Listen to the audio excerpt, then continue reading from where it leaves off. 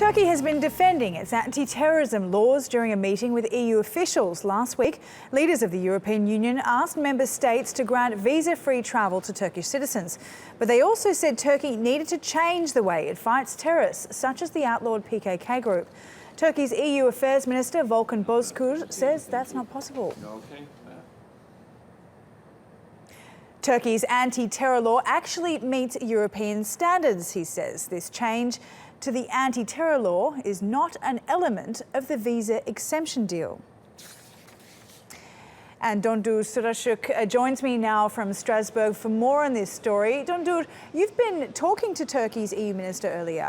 What is he saying about the request for Turkey to modify the anti-terrorism laws? Actually, as you said, Minister Volkan Bozkır also stresses here during his talks, Turkey is right now in a war against terrorism, and which is very essential and sensitive time for Turkey. And the European Union is also fighting against terrorism in different way, maybe. But Turkey's standards, especially legal system, is in line with the EU system. This is what Volkan Bozkır stressed today.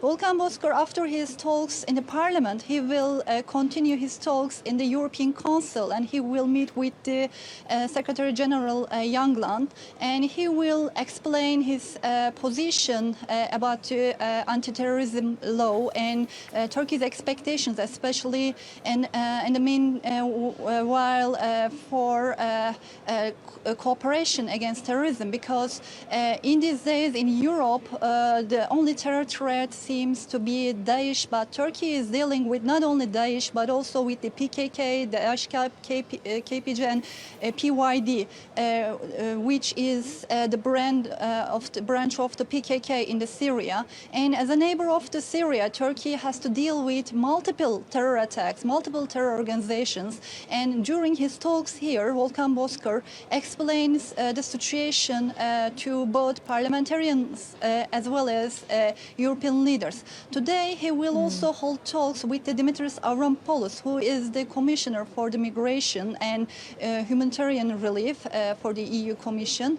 And they will also discuss the current situation about visa liberalization as well as the immigration policy in order to cooperate together in the coming months. Okay, all right, thank you very much, Dondu Sariisik. Dondu Sariisik joins us from Strasbourg there.